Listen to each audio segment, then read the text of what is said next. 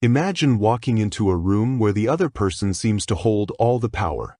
They have more money, more experience, more authority, more options.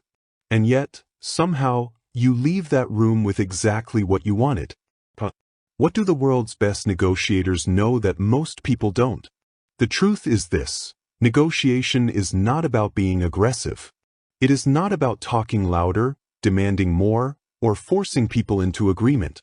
Negotiation is the hidden skill that shapes almost every part of your life.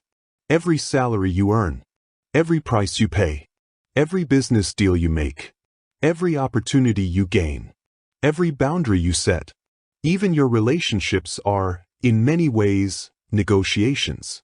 And yet, most people enter these moments completely unprepared. They negotiate emotionally. They react instead of strategize. They focus only on what they want and ignore what truly moves other people. But there is another way. A way used by master negotiators, elite salespeople, successful entrepreneurs, diplomats, and leaders throughout history.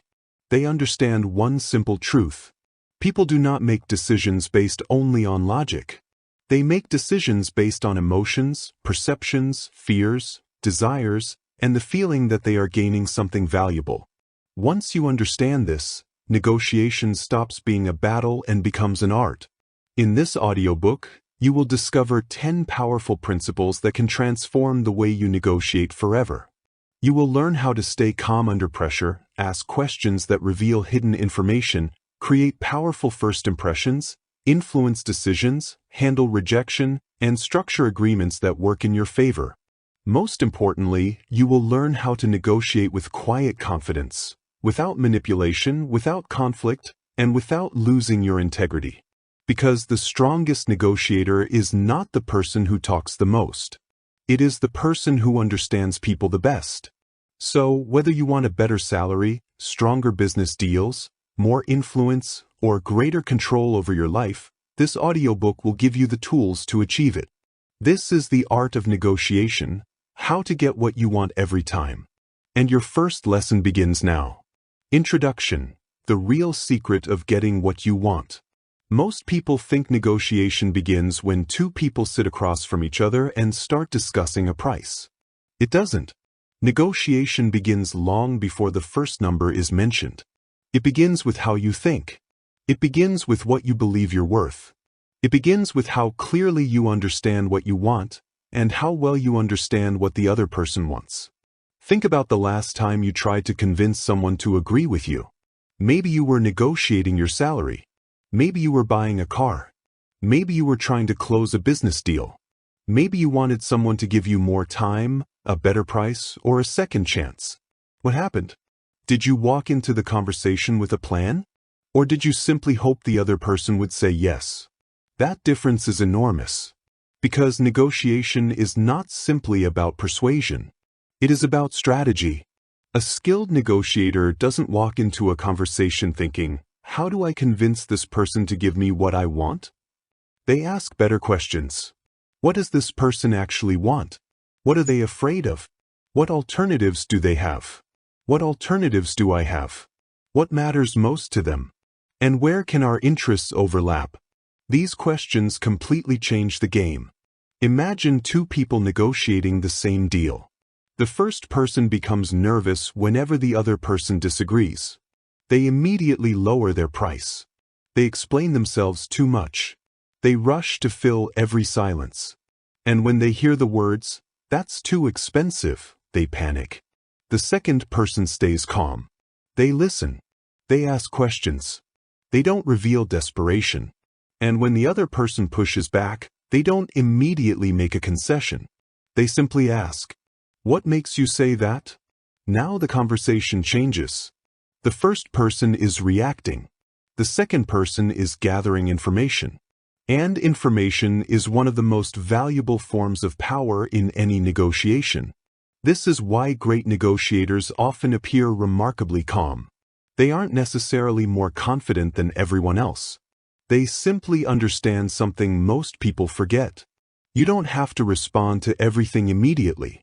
You can pause. You can think. You can ask another question. You can say, Let me consider that. And you can walk away. That last ability may be the most important of all. Because the moment you become completely dependent on one particular outcome, your negotiating position begins to weaken. If you desperately need the job, you may accept a salary you don't deserve. If you desperately need the sale, you may offer a discount you shouldn't give. If you desperately need someone's approval, you may accept conditions you would normally reject.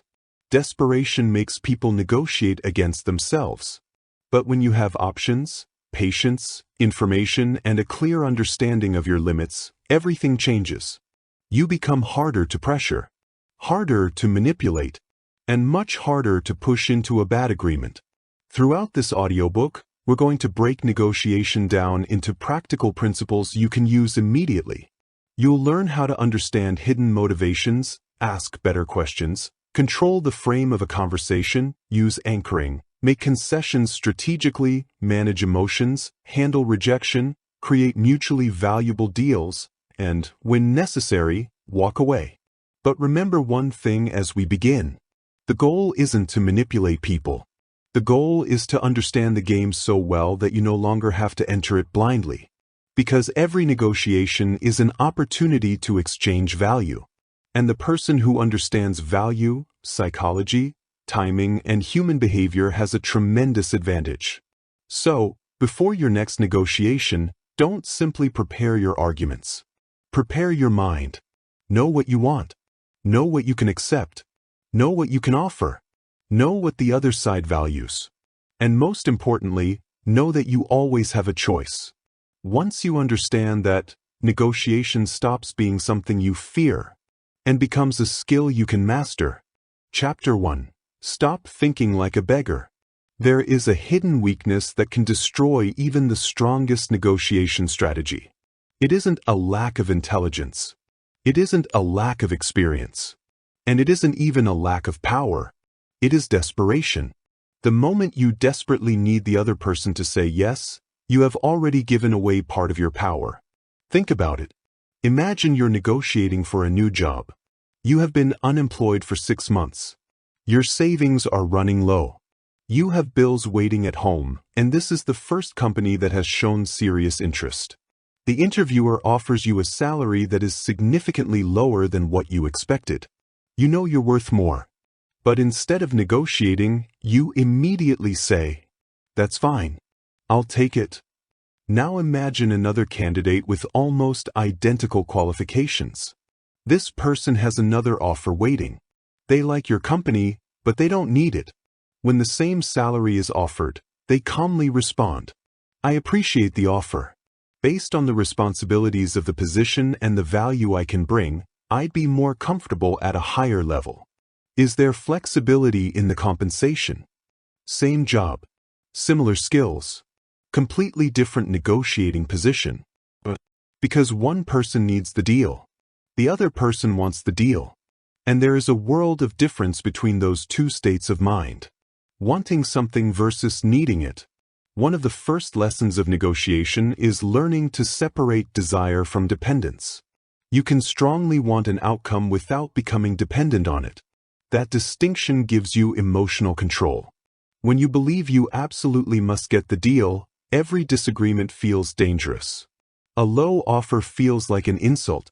A rejection feels like a disaster. Silence feels like failure. And suddenly, you start negotiating against yourself. You lower your price before they ask. You add benefits they never requested. You explain why you're worth the money. Talk too much. You rush. And you make concessions simply because you're afraid the conversation might end. But the other person can sense this. People may not know exactly what you're thinking, but they can often recognize desperation. They hear it in your voice. They see it in your urgency. They notice how quickly you compromise. And once they realize you are afraid to walk away, they have a powerful advantage. This leads to one of the most important principles in negotiation. Your dependence on the outcome determines how much pressure the other side can put on you. If you need them more than they need you, you're negotiating from weakness. If they need you more than you need them, you're negotiating from strength. And when both sides have reasonable alternatives, the negotiation becomes much more balanced. Build your alternatives. This is where one of the most powerful concepts in negotiation comes into play. Your BATNA. BATNA stands for your best alternative to a negotiated agreement. In simple terms, what will you do if the deal doesn't happen? This question changes everything. Imagine you're selling a property. A buyer offers you $300,000. You want $350,000. If you have no other interested buyers, no urgent reason to sell, and no alternative plan, you may feel pressure to accept. But imagine you already have another buyer willing to pay $325,000. Suddenly, the $300,000 offer doesn't feel so attractive. Your confidence changes. Your patience changes. Your decisions change. You can say, I appreciate the offer, but I can't accept $300,000. And you mean it. That's the difference between pretending to have power and actually having it. Real negotiating power often comes from having somewhere else to go. This is why preparation matters so much. Before you enter an important negotiation, ask yourself, if this deal fails today, what will I do tomorrow? If the answer is, I have no idea, you may be entering the negotiation too dependent on one outcome. But if you have alternatives, your position becomes stronger. Maybe you're negotiating a salary. Your alternative could be another job interview. Maybe you're negotiating with a client. Your alternative could be another potential client. Maybe you're negotiating the price of a product. Your alternative could be buying from another seller. Maybe you're negotiating a business partnership. Your alternative could be building the project alone or finding another partner. You don't need 10 alternatives. Sometimes one good alternative is enough to dramatically change your mindset. Never confuse confidence with arrogance. Now, there is an important distinction. Having alternatives doesn't mean becoming arrogant. It doesn't mean walking into a negotiation and acting as if the other person doesn't matter. It doesn't mean threatening. Take my offer or leave. That's not confidence. That's insecurity disguised as aggression. True negotiating confidence is quieter. You listen. You remain respectful. You know your position. And you are comfortable saying, unfortunately, that doesn't work for me. No anger. No drama. No begging. Just clarity. The strongest negotiators don't need to dominate the room. They don't need to prove that they're powerful. They simply understand their options. Know your walkaway point. Before entering any serious negotiation, determine 3 numbers. First, your ideal outcome. This is the result you would love to achieve. Second, your target outcome. This is the realistic result you're actively trying to reach. Third, your reservation point. This is the absolute minimum you are willing to accept. Below that point, you walk away. For example, imagine you're selling a service. Your ideal price is $10,000. Your target is $8,500. Your minimum acceptable price is $7,000. If the buyer offers $6,000, you don't suddenly start convincing yourself that $6,000 is better than nothing. You already made the decision before the pressure arrived. That's important, because it's much easier to make a rational decision before you're emotionally invested in the conversation. Under pressure, people change their standards. They tell themselves, maybe it's worth it. I've already spent so much time on this. I don't want to start over. This might be my only chance. And that's exactly when bad deals happen. Your walkaway point protects you from yourself. The power of walking away. Walking away is not a tactic you should use as a threat. It is a decision you should be genuinely prepared to make. There is a huge difference. If you say, if you don't accept this price, I'll walk away. But you're secretly terrified of losing the deal, the other person may sense your weakness. But if you're genuinely comfortable leaving, your behavior changes naturally. You become patient. You stop chasing. You stop over-explaining. You stop making unnecessary concessions. And sometimes, ironically, this is when the other side becomes more willing to negotiate, because they realize you are not trapped. And someone who is not trapped is difficult to pressure. Don't fall in love with the deal. Here's another mistake people make. They become emotionally attached to the outcome. Maybe you've spent 3 weeks negotiating a business contract. You've had meetings. You've exchanged emails. You've made plans. You've already imagined the money you'll make. You've told your friends about the deal. Now the other side changes the terms. Suddenly, walking away feels painful. But ask yourself, if I had never seen this deal before today, would I accept these terms? That question can save you from making terrible decisions. Past effort does not make a bad deal better. Time invested is not a reason to accept unfavorable terms.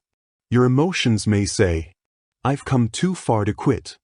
Your strategy should ask, is this still a good deal? Always evaluate the agreement based on what it is now, not what you hoped it would become. The mindset of the strong negotiator. So, what does the right mindset actually look like? It sounds like this. I want this deal, but I don't need this particular deal. I would like them to say yes, but I can handle a no. I know what I'm worth. I understand what they need. I know my alternatives. I know my limits. And if we can't reach an agreement that makes sense, I'm willing to walk away. That mindset doesn't make you aggressive. It makes you stable. And stability is powerful. Because when everyone else is reacting emotionally, the calm person has an enormous advantage. Remember, desperation asks, what do I have to give them to make them say yes? Confidence asks, what would make this agreement valuable for both of us? That is the mindset shift. You are not entering the negotiation as someone asking for a favor. You are entering as someone offering value and looking for a fair exchange. And once you stop thinking like a beggar, you stop negotiating from fear. You begin negotiating from choice. Before your next negotiation, take 5 minutes and write down your ideal outcome, your target, your minimum acceptable result, and your best alternative. Then ask yourself one final question. If they say no, what will I do next? If you have a good answer, you are ready. Because the person who can comfortably walk away is often the person who never has to. Chapter 2. Understand what they really want. Imagine you're negotiating with someone who says, I need $10,000. That's my final price. Most people immediately focus on the number. They start calculating. How can I get this down to $8,000? But a skilled negotiator thinks differently. They ask, why does this person need $10,000? Because the number you hear is not always the real thing being negotiated. Behind almost every position is a deeper interest. And if you can discover that interest, you may find opportunities that weren't visible before. Positions are not interests. The position is what someone says they want. An interest is why they want it. Consider a simple example. 2 employees are arguing over who gets to use the same office.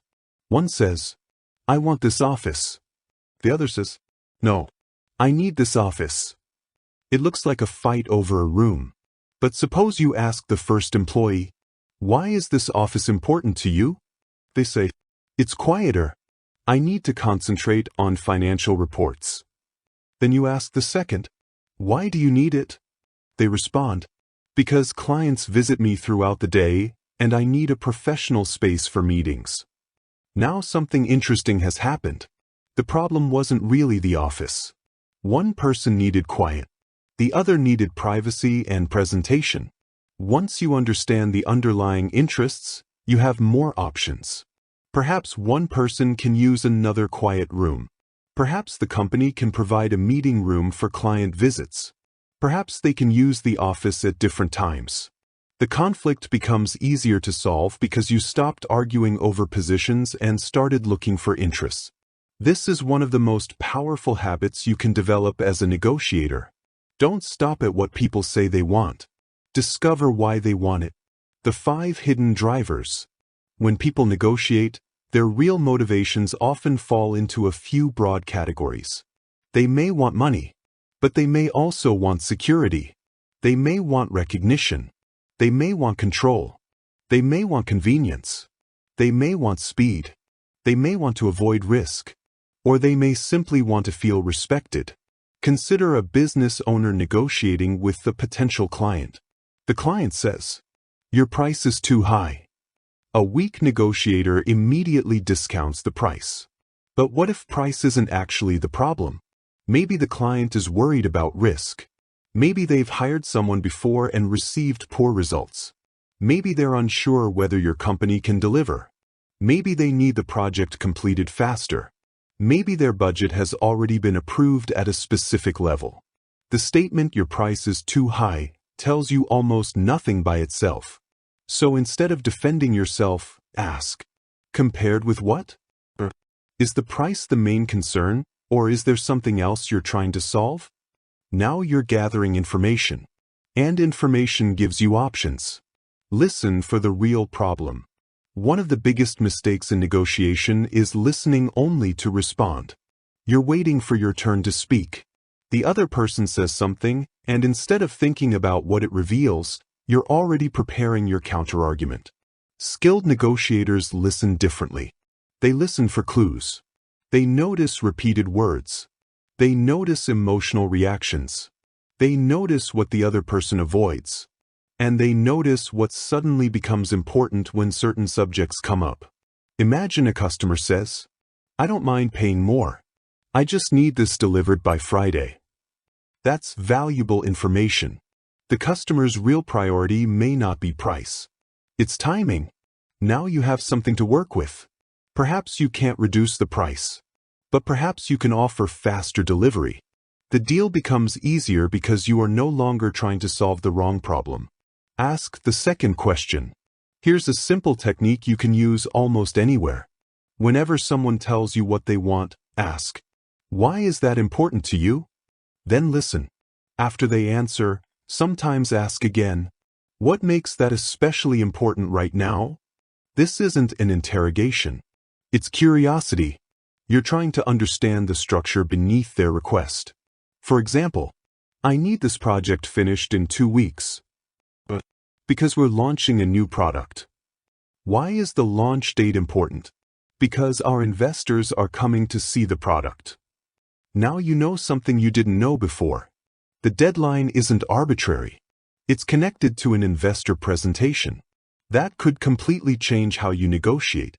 You may be able to offer a partial delivery, or prioritize the most important features first, or bring in additional resources. The original problem was, finish everything in 2 weeks. The real problem was, have something impressive ready for investors in 2 weeks. Those are very different problems. Don't assume you know what they want. Another dangerous habit is assuming. You look at someone's behavior and decide you know their motivation.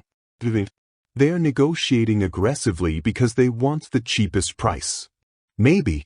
But perhaps they're under pressure from their boss. Maybe they're testing your confidence. Maybe they have another offer. Maybe they simply negotiate aggressively with everyone. You don't know until you ask. This is why great negotiators remain curious. They don't tell themselves stories. They collect information. Instead of thinking, they're being difficult. What is causing this resistance? Instead of, they don't value my service. What part of the offer isn't convincing them? Instead of, they're trying to take advantage of me. What outcome are they trying to achieve? Questions create clarity. Assumptions create mistakes. Find what they value that costs you little. Here's where negotiation becomes particularly interesting. Sometimes the thing that matters most to the other person costs you almost nothing. Imagine you're negotiating with a client. They want a lower price. But after talking, you discover that what they really value is flexibility. They don't necessarily need a huge discount. They want the ability to change certain project details without being charged every time. That flexibility may cost you very little. So instead of cutting your price by 20%, you could offer reasonable flexibility while protecting your margin. This creates what negotiators call value. You are giving them something they value highly without sacrificing something that matters greatly to you. That's the secret to creating better deals. You don't always have to give more. You have to give what matters more to them. The value of different priorities. Imagine two business partners negotiating how to divide the benefits of a project. Both want something different. One cares about money.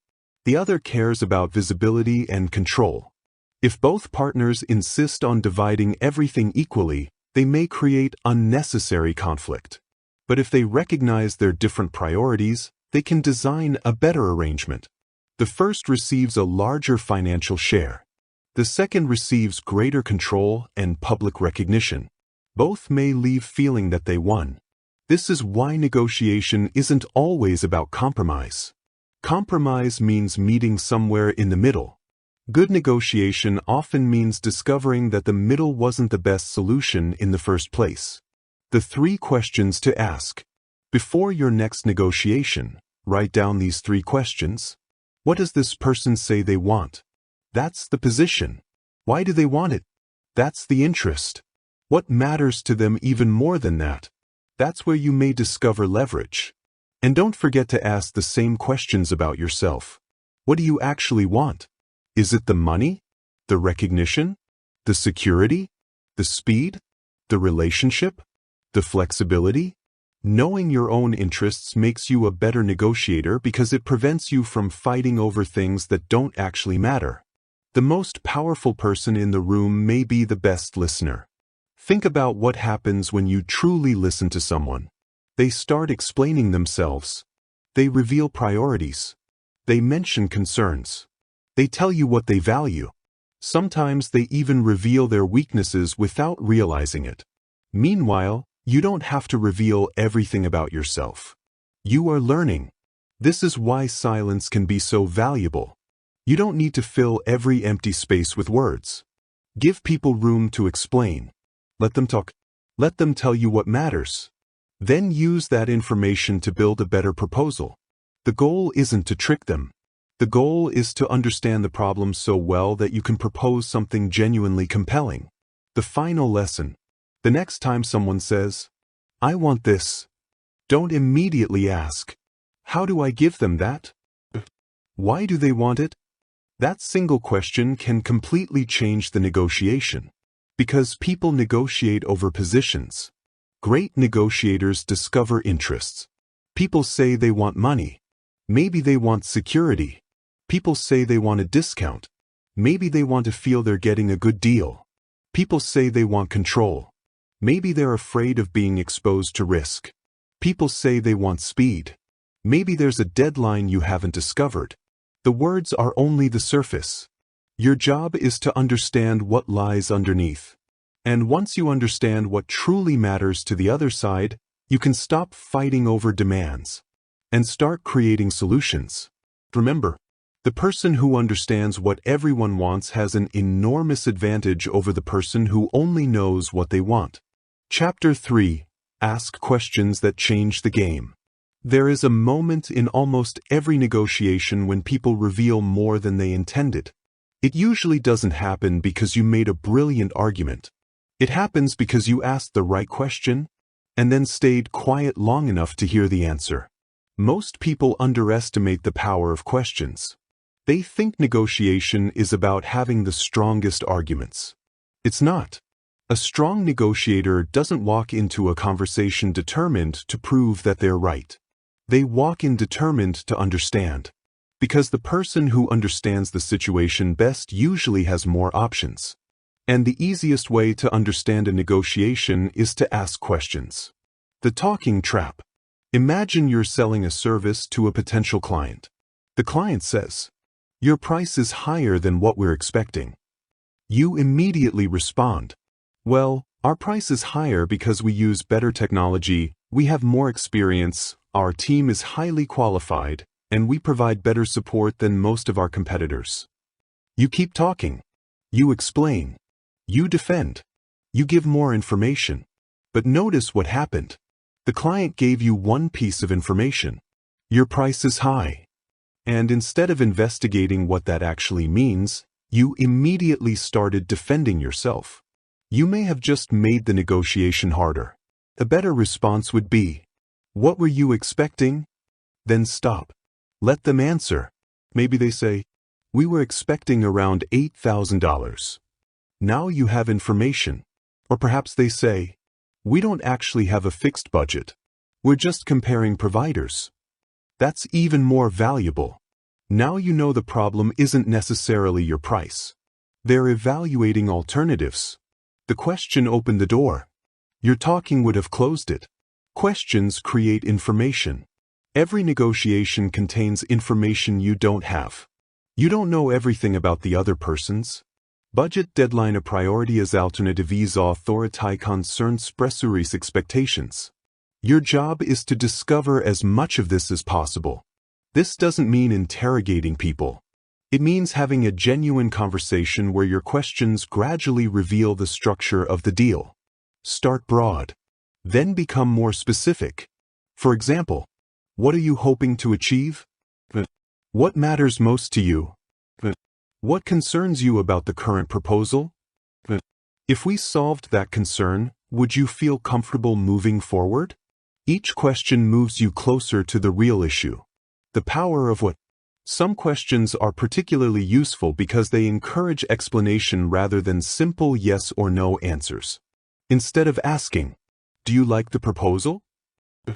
What do you like about the proposal and what would you change? Instead of, is the price the problem? What about the price is difficult for you? Instead of, can you pay more? What would need to change for you to consider a higher investment?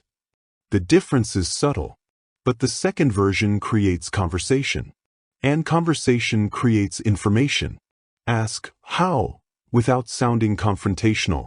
One of the most useful negotiation questions is, how can we make that work? Imagine someone says, I need the project completed in 10 days. You could respond, that's impossible.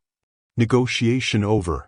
Or you could ask, how can we make that timeline work while keeping the quality where it needs to be?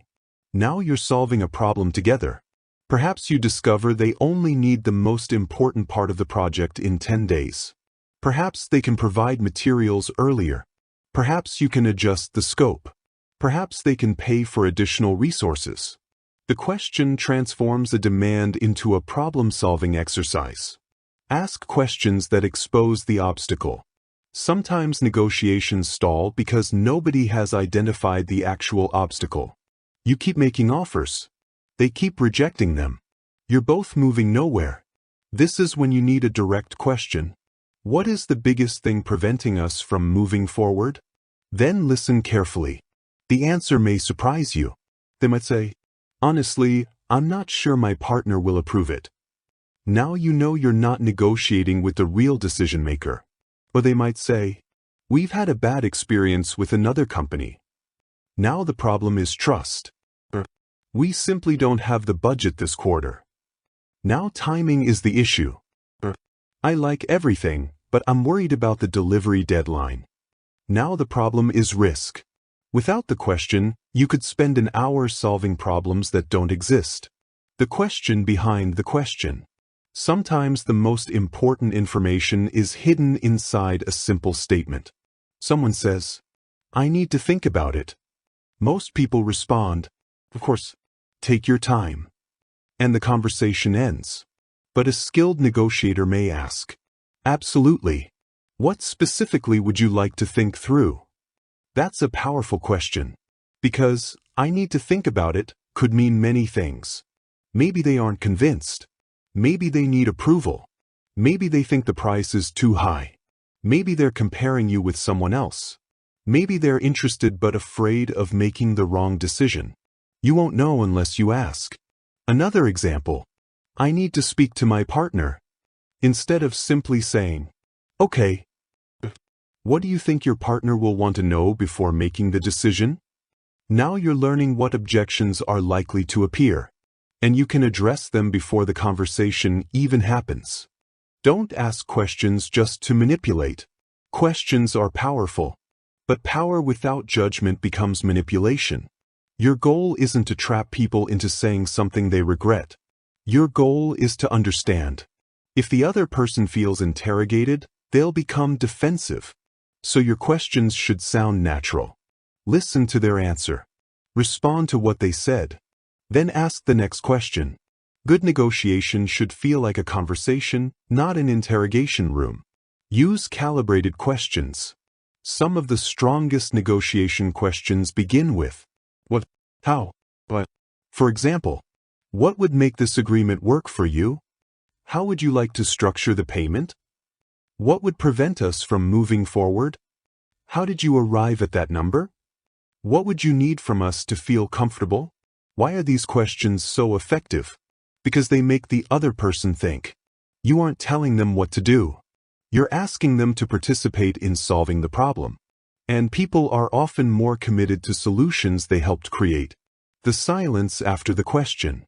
Now we reach one of the most uncomfortable and powerful skills in negotiation. Silence. Ask a serious question, and then stop talking. This sounds simple. It isn't. Most people become uncomfortable after a few seconds of silence. They feel pressure to say something. So they start explaining. They weaken their own position. Imagine you make an offer. I can do $25,000. The other person stays silent. You panic. You say, but I'm flexible. I could maybe do $23,000 if that's an issue. Congratulations. You just negotiated against yourself. They didn't even ask for a discount. You gave it away because you couldn't tolerate silence. Instead, make your offer and wait. Let the other person respond. If they need clarification, they'll ask. If they reject it, you'll learn why. If they accept it, you may have just discovered that you were prepared to give away something they never demanded. Silence is not weakness. Sometimes silence is discipline. Don't be afraid of, I don't know. Another powerful question can sometimes be directed at yourself. What am I missing? If you don't know the answer, don't pretend. You can say, I don't know. Let me find out. This creates credibility. Negotiators sometimes believe they need to appear knowledgeable about everything. But pretending to know something you don't know can destroy trust. I'll need to check that before I give you an answer.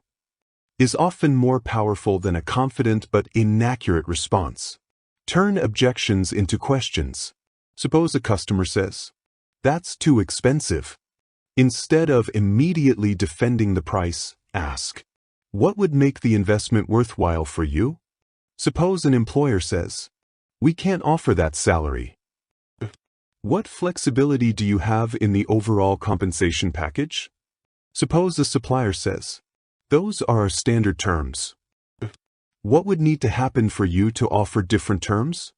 You're not fighting the objection. You're exploring it. And every answer gives you information. The 3-question rule. Before entering an important negotiation, prepare at least 3 questions you genuinely want answered. For example, question 1.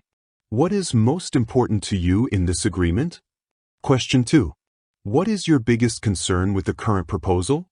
Question 3. What would need to happen for us to reach an agreement today? Don't memorize 20 questions and fire them at the other person. Prepare a few powerful ones. Then listen. The answers will generate your next questions naturally. When questions change everything. Imagine you're negotiating a business contract. The other side says, we can only pay $15,000. You could immediately say, I need $20,000. They say, that's too much. You say, how about $18,000? They say, no. And now you're stuck in a battle over numbers. But imagine you ask, what is driving the $15,000 limit? They explain, our budget is $15,000 this quarter, but we can allocate another $5,000 next quarter. Now the negotiation has changed. The problem wasn't the total budget. It was timing. You could structure the payment differently. Same money, different structure. The question revealed the solution. The golden rule of negotiation. Before you make a statement, ask yourself, would a question teach me something more valuable? If the answer is yes, ask the question, because every statement you make reveals something about you. Every question gives you the opportunity to learn something about them. That doesn't mean you should never speak. It means you should make your words count. The goal isn't to dominate the conversation. The goal is to understand it. Remember the principle from the previous chapter. The person who understands what everyone wants has an enormous advantage over the person who only knows what they want. Questions are how you discover what people want. So the next time you enter a negotiation, don't walk in thinking, "What should I say to convince them?" Walk in thinking, "What do I need to learn?" Listen. Ask again. And let the other person reveal the information you need to make the negotiation work. Because sometimes the most powerful move you can make in a negotiation isn't saying the perfect thing. It's asking the perfect question. Chapter 4. Control the frame. Two people can look at the exact same situation, hear the exact same offer, and walk away with completely different conclusions. Because they are looking at the situation through different frames. A frame is the way a person interprets what is happening. And in negotiation, the person who controls the frame often influences how the entire conversation unfolds. Most people enter negotiations and immediately accept the other person's definition of the problem. That's a mistake. If someone says, "Your price is too high," you accept their frame when you respond, "How much would you like me to reduce it?" You've already agreed that price is the central issue. But what if price isn't the real issue? What if the real issue is value? What if it's risk? What if it's timing? What if the buyer simply hasn't understood what they're getting? The better negotiator doesn't automatically accept the frame. They examine it. And sometimes they change it. What is a frame? A frame answers a simple question. How should we think about this situation? Consider a luxury hotel. One hotel might advertise a room as $500 per night. Another might describe the same type of experience as a private 5-star experience with breakfast, airport transfer, premium service, and exclusive access. The number may be similar, but the perceived value is different. The first frame is cost. The second frame is experience. This doesn't mean hiding the price or misleading people. It means understanding that people don't evaluate numbers in isolation. They evaluate numbers according to the meaning attached to them. That's why framing is so important. The price frame. One of the most common negotiation frames is price. Someone says, "That's too expensive." If you immediately start defending the price, you've entered their frame. Instead, you can ask, "Compared with what?" That simple question changes the conversation. Now you're no longer discussing whether the number is objectively high. You're asking what they're comparing it to. Perhaps they're comparing you with a cheaper competitor. Perhaps they're comparing it with their previous supplier. Perhaps they simply had an unrealistic expectation. Once you know the comparison, you can address the real issue. You might say, "Our price is higher than that option because our service includes X, Y, and Z." Now you're comparing value, not just price. The value frame. This is one of the most powerful shifts you can make. Instead of asking, "How much does this cost?" "What problem does this solve?" Imagine a business owner is considering paying $10,000 for a service. If they see it simply as a $10,000 expense, the price may seem high. But suppose the service can realistically help them generate $50,000 in additional revenue. Now the conversation becomes different. The question is no longer, "Why should I spend $10,000? Is spending $10,000 to potentially create $50,000 worth the risk?" The same price, different frame. Of course, you should never promise results you cannot support. But the principle remains. People don't buy numbers. They buy outcomes. The problem frame. Another powerful approach is to frame the negotiation around the problem being solved. Imagine someone says, "I don't want to spend $20,000 on this project." You could respond, "Would you consider $18,000? But perhaps the better question is, what happens if this problem isn't solved? Now you're examining the cost of inaction. Sometimes the cheapest option isn't actually the least expensive. A company might spend $5,000 avoiding a problem that eventually costs them $50,000. A customer might refuse to invest in maintenance and later pay far more for repairs. A business might delay hiring because of the cost, while losing even more money because work isn't being completed. This is why skilled negotiators don't only discuss the cost of action. They also help people understand the cost of doing nothing. The choice frame. Another powerful technique is offering choices instead of one demand. Imagine you're selling a service. You say, "The package is $10,000. The customer says, "That's too much. You could lower the price. Or you could offer options. For $10,000, you get the complete package with priority support. For $7,500, we can provide the core service without the additional support." Now the customer isn't simply deciding, "Do I pay $10,000 or not?" They're deciding, "Which option fits my needs?" You've shifted the frame from rejection to selection. But there's an important rule. Only offer options you are genuinely willing to provide. The purpose isn't to confuse people. It's to make the trade-offs visible. Don't give unlimited choices. There is a danger here. Too many options can create confusion. If you give someone 15 packages, 12 payment plans, and 6 delivery options, you've created another problem. Keep the choices simple. 2 or 3 meaningful options are often enough. For example, Option A, premium service, fastest delivery. Option B, standard service, balanced price. Option C, basic service, lower investment. Now the customer can choose based on priorities. And notice something important. You're no longer begging them to buy. You're helping them decide. The time frame. Timing can also become a frame. Imagine you're negotiating a contract. Instead of saying, "We need you to sign today," you might say, "If we want to have everything ready by September 1st, we would need the agreement finalized by Friday." That's a very different frame. The first sounds like pressure. The second explains the consequence of timing. Good framing doesn't require manipulation. It simply connects decisions to consequences. The scarcity frame. Scarcity can influence perception because people naturally place more value on things that are limited. But use this carefully. Never invent scarcity. If you have only 2 available slots this month, say so. If a genuine deadline exists, explain it. But don't create fake urgency simply to pressure someone. Short-term manipulation can produce a deal. Trust produces relationships. The best negotiators understand the difference. Reframing an attack.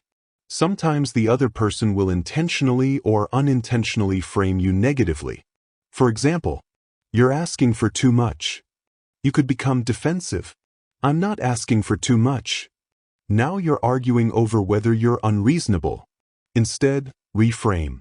"I'm asking for compensation that reflects the responsibilities and value of the role." You've shifted the conversation. You're no longer defending your character. You're discussing value. Another example. "You're being difficult." Don't immediately argue. You could say, "I'm trying to make sure the agreement works for both of us. What part of my proposal is creating the difficulty?" Now you've moved the discussion from emotion back to specifics. Never accept a false choice. Sometimes people present a negotiation as if there are only 2 options. Either you accept this price or we walk away. Maybe those really are the options. But maybe they aren't. Are those the only 2 options? This question can open an entirely new conversation. Perhaps you can change the payment schedule, the scope, the timeline, the quantity, the delivery method, the guarantees, the responsibilities. The best negotiators constantly look for additional variables. Because when you have only one variable, negotiation becomes a fight.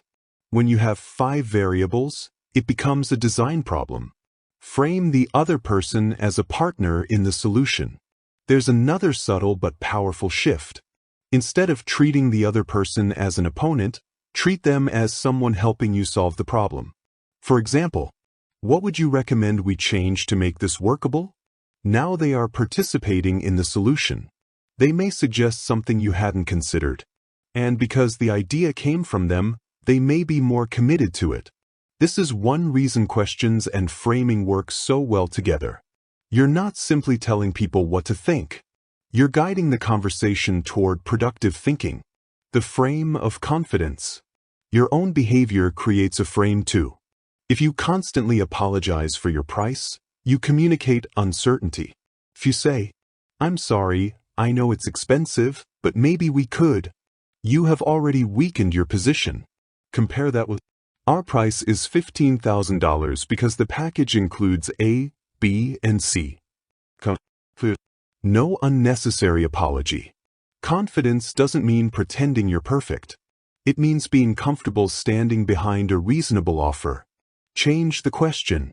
Sometimes the easiest way to change the frame is to change the question. Instead of, "Can you afford this?" "Is this worth the investment for you?" Instead of, "Can you lower the price?" "What would need to change to bring the investment within your target?" Instead of, "Why won't you accept my offer?" "What would make this proposal more attractive?" Instead of, "Do you want to buy?" "Which option works better for you?" These questions don't force an answer. They change the way the problem is being considered. The ethical use of framing. Framing is powerful. And because it is powerful, it should be used responsibly. Don't lie. Don't hide important information. Don't manufacture false urgency. Don't deliberately distort reality. The goal is not to trick someone into accepting a bad deal. The goal is to present the situation accurately in a way that highlights the value, consequences, and choices that actually exist. Ethical framing creates clarity. Manipulative framing creates deception. Learn the difference. The final lesson.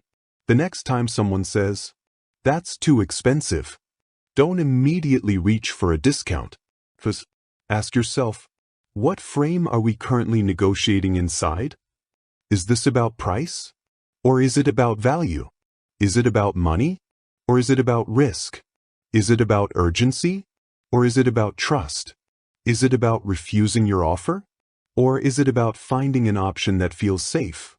Then change the conversation. Because negotiation isn't only about what you say. It's about how you define the problem. When you control the frame, you influence what the other person considers important. And when you influence what they consider important, you change the decisions they are willing to make. Remember, don't fight inside a frame that was designed to make you lose. Step back, question the frame, redefine the problem, and create a better way to look at the deal. Chapter 5. Master the Power of Anchoring. Imagine walking into a negotiation expecting to pay $400,000 for a property. Before you make an offer, the seller says, "I won't accept anything below $500,000. Suddenly, $500,000 becomes the number occupying your mind. You may still believe the property is worth $400,000. But now you're negotiating in relation to $500,000. You might offer $450,000. You might eventually settle at $470,000. And you might even leave believing you got a great deal. But here's the interesting part. Before the seller mentioned $500,000, you were thinking about $400,000. The first number changed the entire conversation. This is the power of an anchor. And understanding anchoring can dramatically change the way you negotiate. What is an anchor? An anchor is a number, idea, or reference point that influences how people evaluate everything that comes afterward. The first serious number introduced into a negotiation often becomes a psychological reference point. It doesn't determine the final result, but it can influence the range within which the conversation takes place. Consider another example. A consultant wants to charge $10,000 for a project. The client expects something closer to $5,000. If the consultant begins by saying, "The project will cost $5,000," the client may immediately think, "That's reasonable."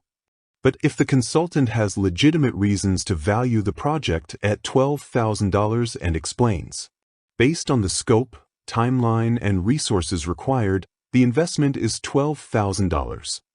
The client now evaluates the proposal against a different reference point. Even if they eventually negotiate down to $10,000, the final number may feel more reasonable because the conversation began higher. This is anchoring. Why the first number matters. Human beings don't evaluate every number in complete isolation. We compare. If someone tells you a watch costs $20,000, you may think it's extremely expensive. But if you first see a similar watch priced at $50,000, the $20,000 watch suddenly feels different. The second number hasn't changed. Your reference point has. Negotiation works in a similar way. The first credible number can influence how the other person interprets the numbers that follow. That's why experienced negotiators pay close attention to who makes the first offer. Should you make the first offer? There is no universal answer. Sometimes you should. Sometimes you shouldn't. If you have strong information about the value of what you're negotiating, making the first offer can allow you to establish the reference point. But if you have very little information about the other side's expectations, their budget, or the market value, allowing them to speak first may reveal useful information. Imagine you're selling a business. You know the company's financials, market position, growth potential, and comparable valuations. You have enough information to justify your number. You might say, based on the company's current performance and comparable businesses, we're valuing it at $2 million. You've established an anchor. But imagine you're buying something in an unfamiliar market and have no idea what a fair price is. If you immediately make an offer, you might accidentally anchor yourself too high. In that situation, asking, "What price did you have in mind?" may be the smarter first move. The lesson isn't, always make the first offer. The lesson is, know when you have enough information to make a strong anchor. A strong anchor needs a reason. One of the biggest mistakes people make is confusing anchoring with throwing out an outrageous number. Suppose something is realistically worth $10,000. You say, "I'll pay $1,000. That's not necessarily a powerful anchor. It may simply destroy your credibility. A strong anchor should be ambitious but defensible. The formula is simple. Number plus reason plus confidence. For example, based on the current market, the comparable properties, and the condition of the building, I would be comfortable at $420,000. The number has context. You're not saying, "because I feel like it." You're presenting a reason for your position. This gives the other person something to evaluate. Anchor with evidence. The strongest anchors are supported by objective information. Depending on the negotiation, your evidence might include market prices, comparable sales industry, standards, performance, data production, costs to Melanis, previous agreements, measurable results. Imagine you're negotiating a salary. Instead of saying, "I think I deserve $100,000. You could say, "Based on the responsibilities of the role, my experience, and the compensation range for similar positions, I'm targeting around $100,000. You've transformed a personal demand into a market-based position. The other person can still disagree, but now they have to respond to your reasoning. The range anchor. Sometimes you don't want to give one number. You can establish a range. For example, based on the scope of the project, I would expect an investment somewhere between $40,000 and $50,000. This can still establish a reference point. But be careful. The moment you give a range, the other side may focus on the lowest number. If you say, between $40,000 and $50,000, don't be surprised if they respond, "Great, let's do $40,000. That's why you should understand the psychological consequences of every number you introduce. Sometimes a single well-supported number is more powerful. The power of precision. There's another interesting principle. Round numbers can feel more arbitrary. Specific numbers can sometimes feel more calculated. Compare. I'll offer $400,000. I'll offer $417,500 based on the comparable properties and the estimated renovation costs. The second number sounds as though it came from a calculation. That doesn't automatically make it better, but precision can communicate preparation. Again, the number must be defensible. Don't create fake precision simply to sound intelligent. Don't let someone else's anchor control you. Anchoring isn't only about making your own first offer. It's also about recognizing when someone is trying to anchor you. Imagine a seller says, "This property is worth $600,000. You know comparable properties are selling around $450,000. If you unconsciously accept the $600,000 figure as your reference point, you may start negotiating around it. Instead, challenge the anchor. What comparable properties support that valuation? Now you've shifted the conversation from their number to evidence. You could say, "I've seen comparable properties selling closer to $450,000. Given the condition and location, that's the range I'm considering." You've introduced a competing anchor. This is important. You don't have to accept someone else's reference point simply because they said it first. The counter anchor.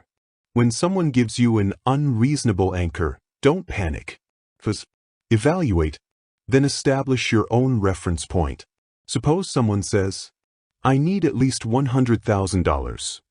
You believe the fair value is closer to $60,000. Don't automatically negotiate. Can you do $90,000? You've accepted their frame.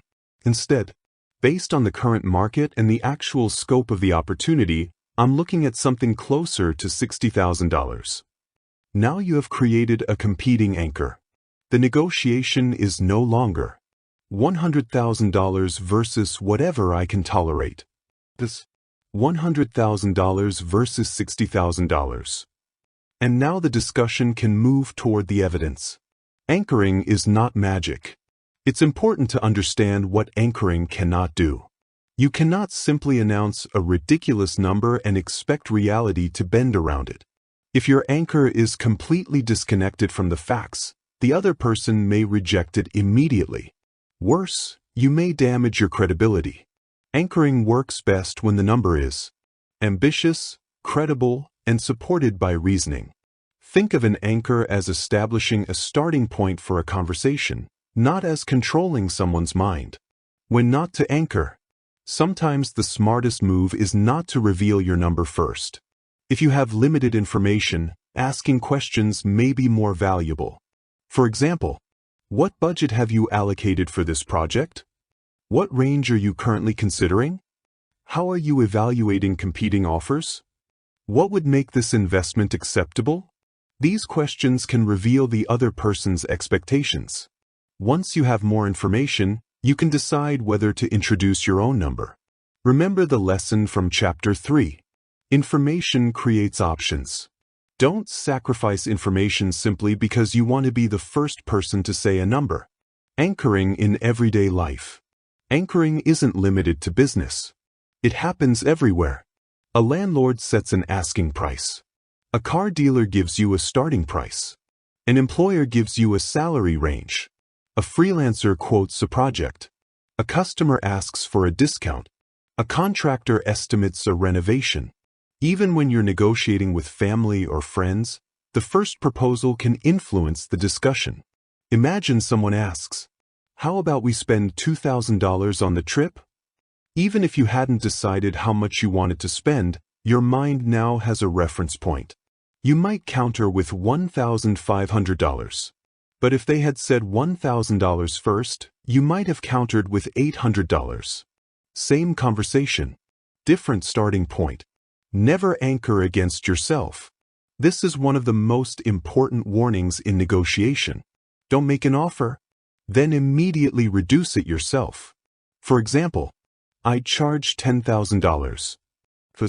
Don't say, "But I could probably do $8,500. You've just destroyed your own anchor. Let the other person respond. If they push back, you can decide what to trade. But don't negotiate against an imaginary objection. You may be giving away value unnecessarily. The anchoring checklist. Before using an anchor, ask yourself, do I understand the market? Can I justify my number? Is my number ambitious but credible? What information does the other side have? Could making the first offer reveal too much? What happens if they reject my anchor? And if they make the first offer, ask yourself, is this number supported by evidence? Am I unconsciously accepting their reference point? What alternative reference point can I introduce? These questions keep anchoring from becoming a gimmick. The final lesson. A negotiation rarely begins at zero. Someone usually brings a number, expectation, assumption, or standard into the conversation. That becomes the starting point. Your job is to recognize it. If you have enough information, establish a strong and credible anchor. If you don't, ask questions before committing yourself. And when the other side anchors aggressively, don't accept their number simply because you heard it first. Challenge it. Bring evidence. Introduce your own reference point. And stay calm. Because the first number isn't necessarily the final answer. But it can influence everything that comes after it. Remember, don't let someone else's anchor become your reality. Know the value. Know the evidence. Know your target. And when the moment is right, set the reference point yourself. Chapter 6. Never give something away for free. Imagine you're negotiating the price of a car. The seller asks for $30,000. You offer $25,000. The seller says, I can't do that. You immediately respond, okay, how about $27,000? The seller pauses. You wait. Then you say, fine, $26,000. You might think you're negotiating, but you're actually doing something far more dangerous. You're negotiating against yourself. The other person hasn't given you anything. And yet, you've already given them 3 concessions. This is one of the most common mistakes people make in negotiation. They believe being flexible means constantly giving. It doesn't. Flexibility without reciprocity is weakness. A skilled negotiator can make concessions. But every concession has a purpose. Every concession communicates something. And ideally, every concession should receive something in return. The psychology of concessions. When you give someone something during a negotiation, they naturally place some value on it. Even if the thing costs you very little. Because people tend to value things they believe they had to negotiate for. Imagine a freelancer quotes $10,000 for a project. The client says, can you do $9,000? The freelancer immediately says, sure. The client may think, if they dropped $1,000 that easily, perhaps I could have gotten them down even further. Now imagine the freelancer says, I could reduce it to $9,000 if we can finalize the agreement this week. Suddenly, the discount has conditions. The client understands that the lower price comes with a trade. That changes the psychology of the negotiation. Never make unconditional concessions. A concession is something you give up. A trade is something you exchange. You want to move from concessions toward trades. Instead of, I'll lower the price, to, I can lower the price if we increase the order. Instead of, I'll deliver earlier, to, I can prioritize the delivery if we finalize the agreement by Friday. Instead of, I'll include that feature for free, to, I can include that feature if we extend the contract. The principle is simple. If I give something, what do I receive? This doesn't have to be aggressive. It can be completely cooperative. You're simply making the exchange visible. The reciprocity principle. Humans naturally respond to reciprocity. When someone gives us something, we often feel an internal pressure to give something back. Negotiation uses this principle constantly. If the other person makes a genuine concession, acknowledge it. You might say, I appreciate you moving on that. If you're willing to do that, I can move on this. Now both sides are making progress. That's healthy negotiation. But if only one person keeps moving, the relationship becomes unbalanced. Imagine, You reduce your price. They don't change anything. You extend the deadline. They don't change anything. You add extra services. They don't change anything. At some point you should stop, because you've taught the other side that pressure produces free concessions. Make your concessions mean something. Not all concessions should be equal. Imagine you're negotiating a contract. Your first concession is $2,000. Your second is $1,000. Your third is $250. Notice what this communicates. You're getting closer to your limit. This is known as a concession pattern. Large movements followed by smaller movements can signal that there isn't much room left. Compare that with this. $2,000. Then another $2,000.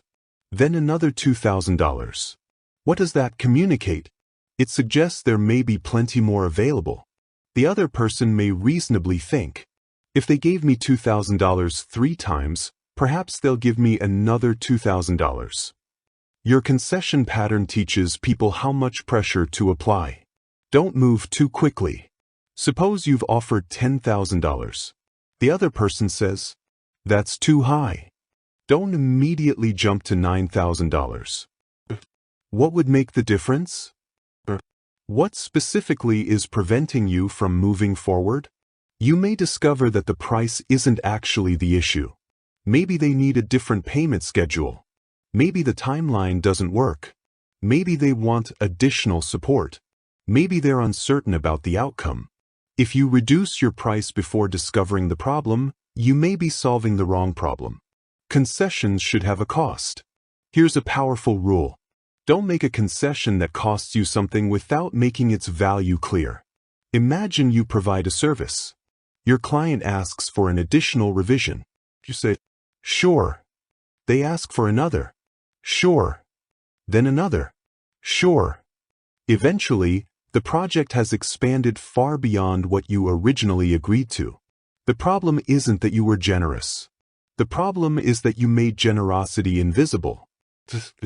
I can include one additional revision. Beyond that, we'd need to adjust the scope. Now the boundary is clear. You're still flexible, but your flexibility has a structure. Don't give away what they don't value. This is where Chapter 2 becomes important. You learn that people value different things. A concession is only powerful if the other person cares about it. Imagine you're negotiating with a customer. You give them an extra month of support. They don't care. Then you give them a small discount. They care deeply. You just sacrificed something valuable to yourself while giving them something that didn't matter. Instead, discover their priorities. Which part of the proposal matters most to you? Then structure your concessions around those priorities. This allows you to give high perceived value at relatively low cost. Trade variables, not just money. Many people think negotiation is simply about price. That's why they get stuck. There are usually many other variables available. Consider price, a quanta payment, schedule, delivery date, contract length, support, customization, exclusivity, guarantees, responsibility as renewal terms. Suppose a client wants a 20% discount. Instead of simply reducing your price, you could say, "I can offer a 10% reduction if we extend the contract to 12 months. Now you've traded across variables. You protected your price while giving the client something meaningful. This is often far more effective than fighting over one number. The if-then formula. One of the easiest ways to negotiate concessions is the if-then structure. If you can do X, then I can do Y. For example, if you can increase the order, I can reduce the unit price. If you can pay the deposit today, I can prioritize delivery. If you can commit to a 12-month agreement, I can include additional support. If you can handle transportation, I can reduce the price. This structure does something important. It connects your concession to a condition. The other person knows exactly what they need to do to receive it. Don't apologize for your boundaries. Some people feel guilty when they refuse to give more. They say, "I'm really sorry, but I can't." You don't need to apologize for having reasonable limits. You can be respectful without sounding guilty. That isn't something I can include at that price. We can do that, but we need to adjust the agreement. I don't have room to move on price, but I can offer flexibility on the payment schedule. Professional. Your boundaries don't need an apology. When you should make a concession. Not every concession is bad. Sometimes giving something is exactly what you should do. You might make a concession when it unlocks a larger opportunity, it solves a genuine obstacle, it builds trust, it helps close the agreement, the other side has already moved, the concession costs you literally receiving something valuable in return. The goal isn't to refuse every request. The goal is to make intentional concessions. The danger of just this once. Watch out for this phrase. It's just this once. That's how bad patterns begin. You make one exception, then another. Eventually, the exception becomes the expectation. If you agree to something outside your normal terms, make the reason clear. For example, I'm willing to make this exception because of the size of this project. Now the other person understands that the concession is connected to a specific circumstance. Concessions can also signal value. There's another subtle point. Sometimes refusing to move at all can make you appear rigid. Strategic concessions can demonstrate cooperation. But the key is movement with purpose. Imagine you're negotiating a salary. The employer can't increase the salary to your desired number. You might negotiate additional vacation, flexible hours, performance bonuses, professional development, remote work, a salary review after 6 months.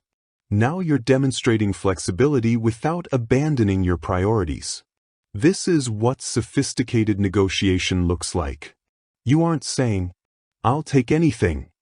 You're saying, let's find another variable that works for both of us. The final offer. Eventually, there may come a point when you need to communicate that you're close to your limit. Don't keep negotiating forever. You can say, I've moved significantly from my original position. At this point, this is the strongest offer I can make. Then stop. Don't immediately weaken your statement. Don't say, well, maybe I could do a little more. If it's truly your limit, let the statement stand. And if it's not your limit, don't pretend that it is. Honesty matters. A negotiation built on false ultimatums can destroy trust. The concession ladder. Before your next negotiation, create a concession ladder. Write down, what can I give? What does each concession cost me? How valuable is it to them? What will I ask for in return? For example, first concession, 5% discount. In return, faster commitment. Second concession, extended support. In return, longer contract. Final concession, small additional discount. In return, immediate payment. Now you're negotiating with a plan instead of improvising under pressure. The final lesson. Remember this sentence. Never give something away when you could trade it. You don't need to be difficult. You don't need to refuse every request. You simply need to understand the value of what you're giving. When you make concessions freely, people often ask for more. When you make concessions strategically, people understand that every movement has value. So the next time someone asks, can you do better? Don't automatically say yes. What would make the difference for you? Then decide what you're willing to trade. Because negotiation isn't about seeing how much you can give away. It's about discovering how much value you can exchange, without giving away more than you receive. And once you understand that principle, every concession becomes a tool, instead of a weakness.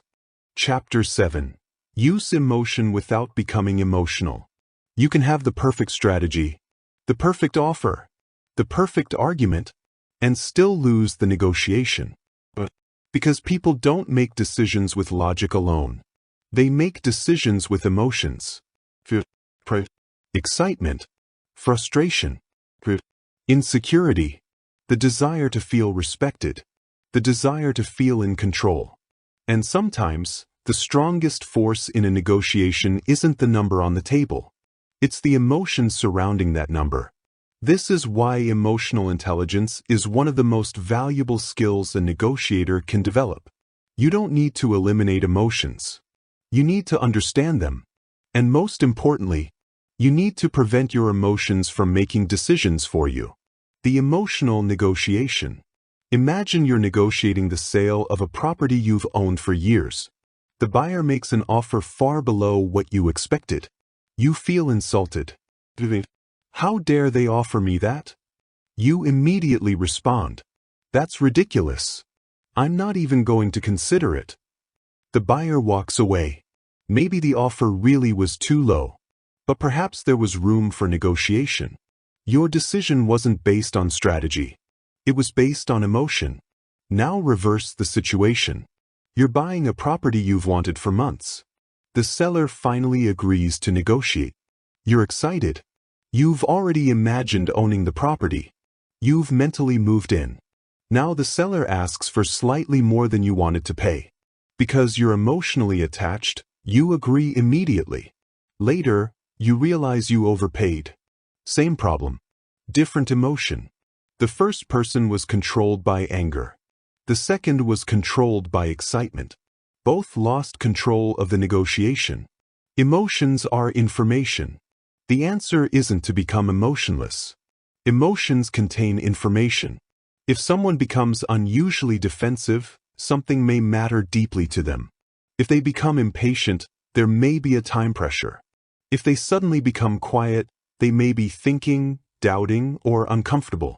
If they become excited about one part of the proposal, you've discovered something they value. Your job is to notice these signals without immediately reacting to them. Think of emotion as data, not as a command. Your anger may tell you, "This situation feels unfair." Your fear may tell you, "I'm worried about losing this opportunity." Your excitement may tell you, "I really want this." But none of those feelings automatically tells you what decision to make. That is your job. The danger of ego. Ego is one of the most expensive emotions in negotiation. Imagine someone challenges your expertise. They say, "I don't think you're worth that much." Your ego wants to prove them wrong. So you become defensive. You start explaining your qualifications. You list your accomplishments. You argue. But ask yourself, does proving myself right improve the deal? Maybe not. You don't need everyone to recognize your value. You need the right agreement. Sometimes the most powerful response to an insult is no response at all. Stay focused on the objective. You're not negotiating to win an argument. You're negotiating to reach an outcome. Never negotiate from anger. Anger can feel powerful. It creates energy. It makes you feel certain. But anger reduces your ability to think strategically. When you're angry, you may make threats, exaggerate to reveal too much, reject reasonable offers, damage relationships, make decisions you later regret. If you feel yourself becoming angry, slow the conversation down. Take a breath. Ask a question. Or if necessary, say, "I'd like to take some time to consider this before we continue." Walking away for an hour is often cheaper than making a decision you'll regret for years. The power of calm. Imagine two negotiators. The first becomes visibly nervous whenever the conversation becomes difficult. The second remains calm. They speak slowly. They listen. They don't rush to fill silence. They don't react to every provocation. Which person appears more confident? Usually, the calm one. This doesn't mean you need to fake confidence. It means you need to regulate yourself. Your breathing matters. Your pace matters. Your posture matters. Even the speed at which you respond can communicate confidence or desperation. You don't have to answer immediately. A pause is allowed. Tactical empathy. One of the most powerful emotional skills in negotiation is the ability to understand what the other person is feeling without necessarily agreeing with them. This is sometimes called tactical empathy. Imagine someone says, "You don't understand how difficult this has been for us." Instead of arguing, "I understand perfectly," you could say, "It sounds like you've been under a lot of pressure." You're not agreeing with every claim. You're acknowledging their experience. Another person says, "I can't take that risk." You could respond, "It sounds like the uncertainty is the biggest concern." Now they may explain, "Exactly. We've been burned by another supplier before." And suddenly, you have information. The emotional acknowledgement opened the door to the real issue. Label the emotion. Sometimes you can identify what the other person appears to be experiencing. Use phrases like, "It sounds like," "It seems like," "It looks like." For example, "It sounds like timing is more important than price." "It seems like you're worried about taking on too much risk." "It sounds like you need more certainty before moving forward." Then stop. Let them correct you. If you're wrong, they may say, "No, that's not it." But now you have more information. If you're right, they may say, "Exactly." Now you've demonstrated understanding. Either way, the conversation moves forward. People want to feel understood. Think about your own experience. When someone genuinely listens to you, you usually become more comfortable. You explain more. You become less defensive. The same thing happens in negotiation. People don't always need you to agree with them. They often need to feel that you've heard them. This is why phrases like, "I understand," can sometimes be less effective than, "Let me make sure I understand what you're saying." The second statement demonstrates curiosity. Then repeat the essential point in your own words. For example, "So, if I'm understanding correctly, your main concern isn't the total price. It's making sure you don't have unexpected costs later." The other person may say, "Yes, exactly." Now you've created alignment. Don't rush to solve the problem. Here's a subtle mistake people make. Someone expresses a concern, and you immediately solve it. They say, "I'm worried this will take too long." You respond, "Don't worry. We'll finish quickly." But maybe they don't believe you. Instead, explore the concern. What specifically are you worried will take too long? They might answer, "Your approval process. Last time, it took us 3 weeks. Now you know the real problem. You can address it directly. We can guarantee a 48-hour approval window." Notice the difference. You didn't simply reassure them. You discovered the concern and solved it. The emotion behind money. Money itself is often emotional. A person may say, "I don't want to spend $50,000. But perhaps what they really fear is making a mistake. Another person may spend $100,000 without hesitation because the purchase makes them feel successful. Another may negotiate aggressively because paying more feels like losing. This is why two people can look at the same price and react completely differently. Don't assume price sensitivity is purely mathematical. What would make you feel comfortable with this investment? That question can reveal what the number represents emotionally. Don't take rejection personally. This is especially important. When someone rejects your proposal, your ego may interpret it as, "They rejected me." But the negotiation is not a judgment of your worth. They may reject the price, the timing, the structure, the risk, the terms, the priority. They aren't necessarily rejecting you. Separate your identity from the proposal. This makes it much easier to continue negotiating calmly. Instead of, "They don't value me," they don't currently value this proposal enough to accept it. That's information. And information can be acted upon. Use emotion to build trust. Emotion isn't only something to control. It's also something you can use positively. Show genuine enthusiasm when appropriate. Show appreciation. Acknowledge effort. Recognize the other person's concerns. "I appreciate you being flexible on that. Thank you for explaining your concern. I can see why that matters to you." These small statements can reduce tension and increase cooperation. People want to work with people who respect them. Never use empathy as a trick. There is an important ethical distinction.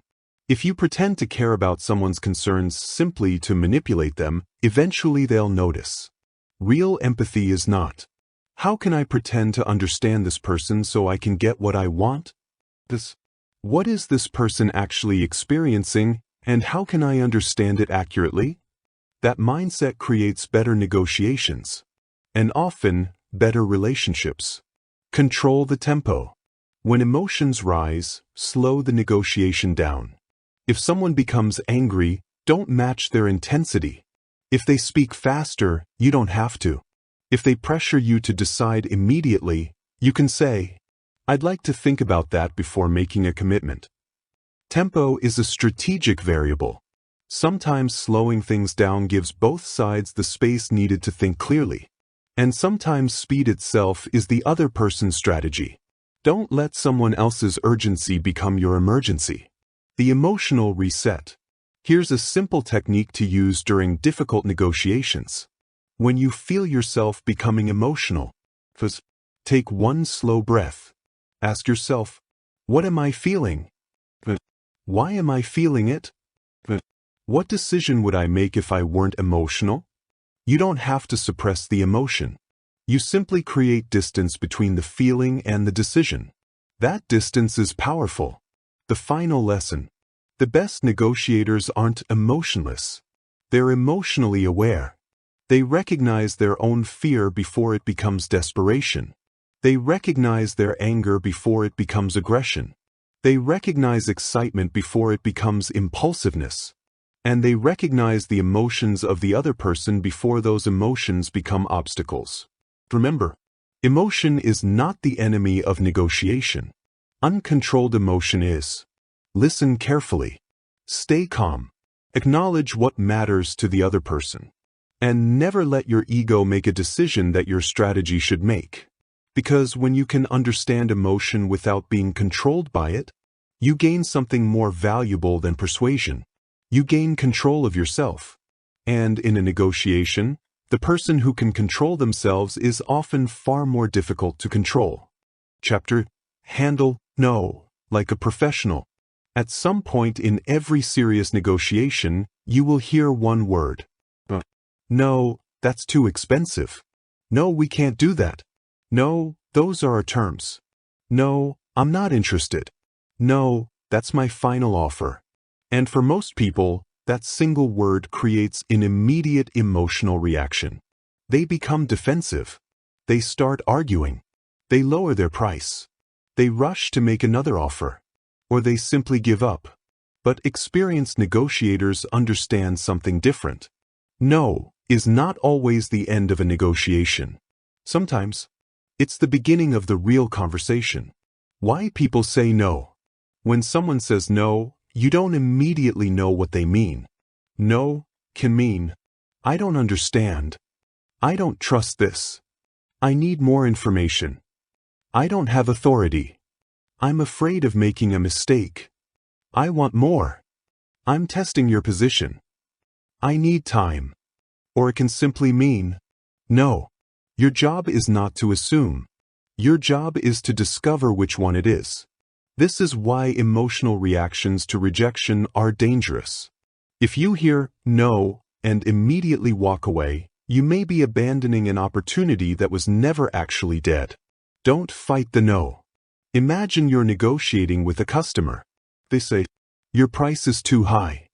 You respond, no, it isn't. Look at everything you're getting. Now you've created a fight. They say, yes, it is. You say, no, because our service is better. They say, I don't care.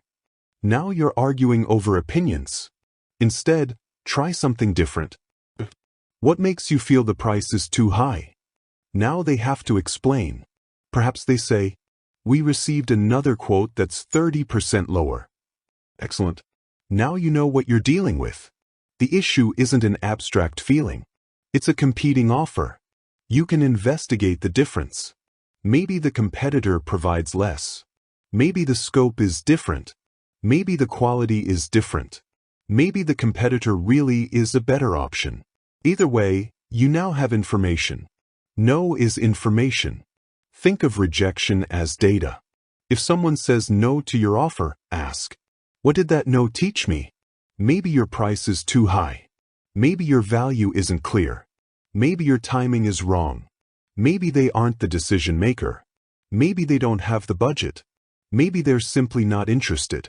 Every answer gives you something to work with. This mindset completely changes your emotional response. Instead of, they rejected me, I learned something. That keeps you in the game. The what would need to change? Question. One of the most useful questions after a rejection is, what would need to change for this to become possible? Imagine a potential client says, we can't move forward at that price. You could say, I understand, and end the conversation. But what would need to change for us to make this work? They might say, if the payment could be spread over 6 months. Now you have a solution. The price wasn't necessarily the problem. The payment structure was. You could respond, if we can structure the payments over 6 months, would you be comfortable moving forward? Now the negotiation has a path. What's the biggest obstacle? Question. Another powerful question is, what's the biggest obstacle right now? This forces the conversation toward the real barrier. Suppose you're negotiating a job offer. The company says, we can't increase the salary. You might ask, what's the biggest limitation? They say, our salary band is fixed. Now you know something important. The salary may be constrained, but perhaps other parts of the package aren't. You can explore. Signing bonus, remote work performance, bonuses, flexible hours, professional development, earlier salary review. The no didn't end the negotiation. It redirected it. Don't try to destroy every no. There is a dangerous misconception about negotiation. Some people believe a great negotiator should be able to overcome every objection. That's not true. Sometimes the correct answer is no. You don't need to convince someone to accept a deal that isn't right for them. And you shouldn't manipulate someone into accepting something they don't understand. Professional negotiation isn't about eliminating the other person's ability to say no. It's about discovering whether there is a mutually acceptable agreement. If there isn't, walk away. That is not failure. That is discipline. No can protect you. Interestingly, hearing no can sometimes benefit you. Suppose you're negotiating with someone who wants unreasonable terms. They reject your reasonable proposal. You now have clarity. You know what they expect. You can decide whether to continue. Without the rejection, you might keep investing time and resources without knowing where the negotiation is heading. A clear no can save you time. So don't fear it. Use it. The power of the calm response. Imagine someone says, no, that's ridiculous. Your instinct may be to defend yourself. Don't. Sit. Help me understand what doesn't work for you. That sentence does several things. It lowers the temperature. It invites explanation. It avoids confrontation. And it gives you information. They say, the price is far above our budget. You can explore the budget. They say, we don't trust the timeline. You can address the timeline. They say, we don't think the results justify it. You can discuss value. A calm response creates room for a better conversation. When no is really not yet. Sometimes people say no because the timing isn't right. A customer may want your service but have no budget this month. A company may want to hire you but have a hiring freeze. A buyer may like the property but need to sell another property first. The mistake is treating every no as permanent. Is the issue the proposal itself, or is the timing the problem? This distinction matters. If the problem is timing, don't keep pushing the same offer. When would it make sense to revisit this? Now you've created a future opportunity. The authority problem.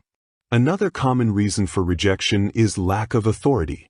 Someone may tell you, I can't approve that. Don't pressure them to do something they cannot do. Who would need to approve it? What would they need to see before making a decision? Now you're learning the decision-making process. You may discover that the person you're speaking with actually supports your proposal. They simply don't have the authority to approve it. That's very different from genuine rejection. The fear behind no. Sometimes no is fear. People fear. Losing money looking foolish, making a bad decision disappointing someone, taking responsibility, losing control, choosing the wrong option. If you can identify the fear, you may be able to reduce it. Suppose someone says, "I don't think we're ready to move forward." What would you need to feel comfortable moving forward? Maybe they want a guarantee. Maybe they want references. Maybe they want a smaller initial commitment. Maybe they want a trial period. Now you're not fighting their fear.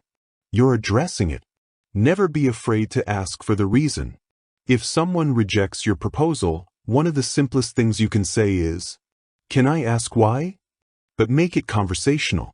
Not, "Why?" which can sound defensive. Instead, "Would you mind helping me understand why?" That small difference can change the tone. People are more likely to explain when they don't feel attacked. Turn "no" into a question. A useful technique is to turn rejection into exploration. They say, "No." What would make a yes possible? They say, "We can't pay that much." What range would work? They say, "We can't deliver by then." What timeline would be realistic? They say, "We're not comfortable with the risk." What would reduce the risk for you? Notice the pattern. You're not arguing with their objection. You're turning it into a question. Questions create options. Know when to stop. There is a difference between persistence and desperation. Persistence means, "Let's see if there's another solution." Desperation means, "I'll agree to anything. Just don't leave." If you've explored the major issues and there is still no agreement, stop. Don't continue negotiating simply because you're uncomfortable ending the conversation. You can say, "It sounds like we're not quite aligned right now. I appreciate the conversation. If circumstances change, I'm happy to revisit it." Then walk away respectfully. Sometimes the best negotiation strategy is ending the negotiation. The surprising power of walking away. Remember Chapter 1. Your ability to walk away protects you from making bad deals. If you can't walk away, every no becomes frightening. But if you're genuinely comfortable walking away, you can listen to rejection calmly. You can ask questions. You can explore alternatives. You can negotiate without fear. And sometimes, the other side changes their position once they realize you're serious about leaving. But don't use walking away as a bluff. If you threaten to leave and immediately return every time they push back, you've taught them that your threats mean nothing. Walk away only when you're genuinely prepared to. The no that saves you. Here's an important perspective. Not every agreement is a good agreement.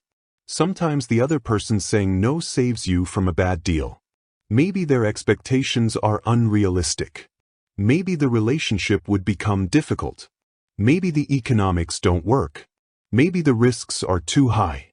Maybe you would regret agreeing. A skilled negotiator doesn't measure success by how many deals they close. They measure success by the quality of the deals they accept. That is a very different standard. The final lesson. The next time you hear no, don't panic. Don't become defensive. Don't immediately lower your price. Don't start arguing. What is behind the no? Is it price? Timing? Risk? Trust? Authority? Information? Or simply a genuine lack of interest? Find out. Because no is often not a wall. It's a sign pointing toward the problem you haven't understood yet. And sometimes, once you understand the problem, the solution becomes obvious. But remember the most important lesson. Your goal is not to turn every no into a yes. Your goal is to determine whether there is a good agreement hiding behind the no. If there is, find it. If there isn't, walk away. Because a professional negotiator doesn't fear rejection. They learn from it. They use it. And when necessary, they accept it. Chapter 9. Create deals where both sides think they won. Imagine two people negotiating over $100,000. One person wants more money. The other wants to pay less. They argue. One says, "I need $100,000. The other says, "I'll only pay $80,000. They move to $95,000. then $85,000, then $90,000. Eventually, they settle at $90,000. One person thinks, I gave away $10,000. The other thinks, I overpaid by $10,000.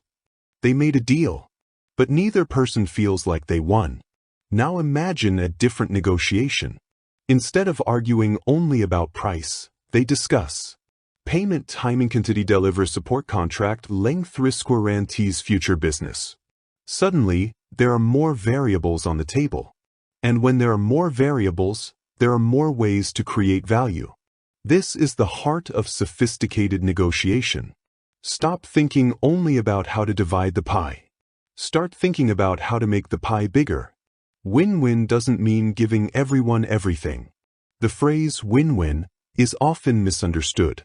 Some people hear it and think, both sides have to get everything they want. That's impossible. Negotiation involves trade-offs. You may want a lower price. They may want a higher price. You may want speed. They may want flexibility. You may want a short contract. They may want a long-term commitment. A genuine win-win agreement doesn't eliminate these differences. It uses them. The goal is to discover where the two sides value things differently. Because what you value highly may cost them very little. And what they value highly may cost you very little. That is where opportunity lives. The secret of different priorities. Imagine you're negotiating with a supplier. You want a lower price. The supplier refuses. You could keep arguing. Or you could ask, what matters most to you in this agreement? They might say, we need predictable orders. Interesting. You care about price.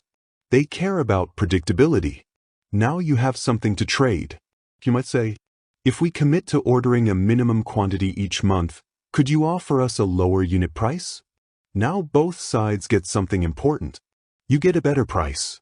They get predictable business. Neither side had to surrender everything. The deal became better because you discovered the difference in priorities. Negotiation is not always zero-sum.